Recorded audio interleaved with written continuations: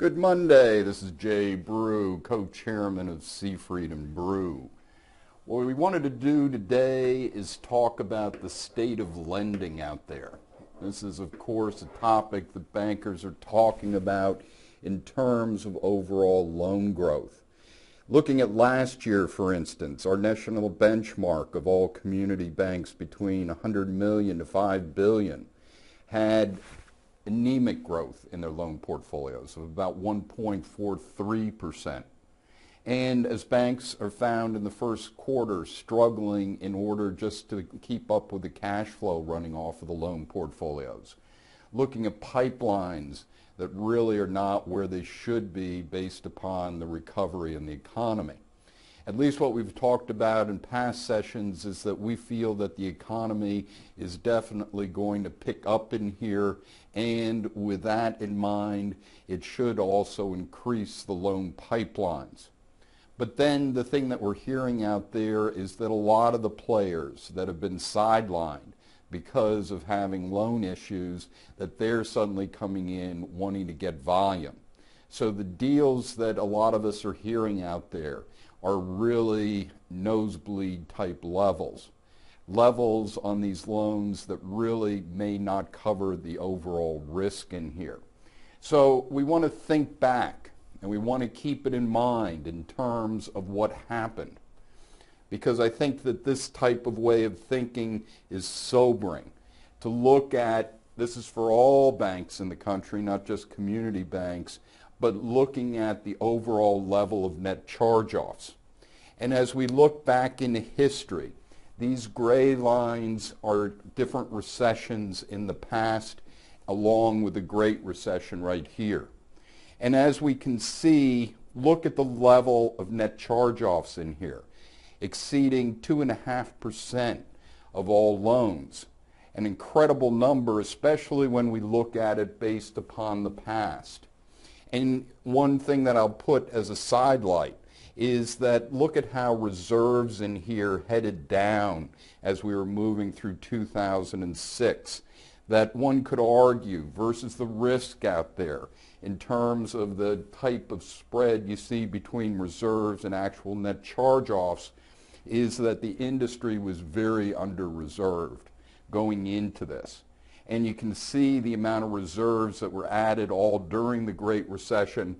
The positive thing, of course, now coming down, as well as net charge-offs peaking in here.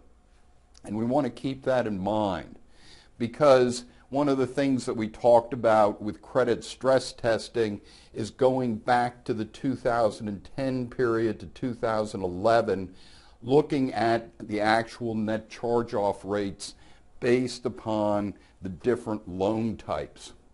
And we can see in here, we're going to compare it to the 2002-2003 recession and look at, for instance, construction loans.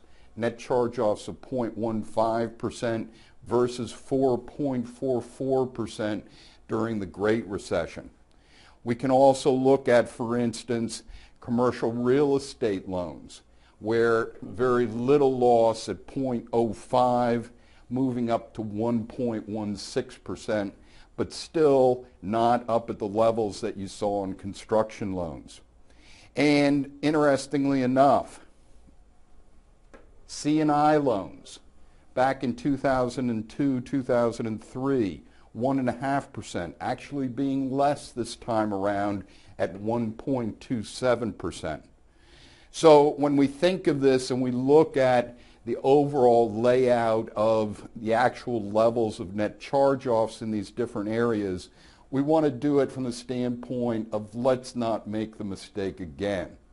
Yet you know with what people are doing out there that there is a risk that they're just setting themselves up for when we go into the next credit cycle, for seeing hopefully not the levels of net charge-offs that we had during the Great Recession, but still levels of net charge-offs that are higher than normal because of the risk being taken. Going back to, and one of the things you could go to is that on March 5th, we did a webcast this year. We did a webcast talking about exceptions. and that this is another piece in here that you want to be looking very carefully at understanding any exceptions you're also putting in here going forward on different loans and what the risks are with the different exceptions, because banks could be starting to reach. And as we look at it, that was something that during the Great Recession that the exceptions came back to bite people. For instance, one area that people are looking out there is coming back and trying to get participations from banks that are having more loan growth. And this was a major problem during the Great Recession, that banks found they were having a lot of problems with certain types of participations. Once again, a key element with participations is to do the underwriting as if you were doing the loan yourself and not placing the expectations for underwriting standards on the originating bank. And then being able to monitor those loans going forward is very important. So what do we do in here to get our overall volumes going? Well, I think that you need to get out there doing the marketing, advertising, doing the referrals as much as you possibly can in here, putting expectations on the board to sit there and give you anything that they hear out there in terms of who's looking to borrow money, who's looking to expand businesses. An example of this is from my bank, Embassy Bank. Job growth is how we advertise it. Low interest business loan program to bring about job growth. And it's to help create more jobs in our Lehigh Valley. Embassy Bank is lending money at reduced interest rates to qualified local businesses, and what we're doing is that we're giving a lower rate for the first 12 months on the loan. This has worked very well for us out there in terms of bringing in new loan business. So when a loan comes in and it's helping to hire people, that essentially then you get a discount on the rate. And I think it's important that we think about these different type of ways in which to generate that loan growth. But another thing that you might think strategically about doing in here is deleveraging the balance sheet. Meaning that if you can't get the growth and knowing where the yields are on investments, it's better not to take risk to deleverage.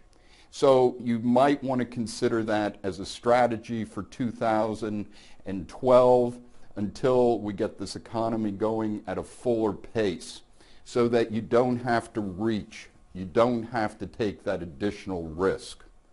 These are all strategies that we talk about with our clients in terms of looking at their individual situations. Give us a call. This is Jay Brew, co-chairman of Seifried Brew. Have a good week.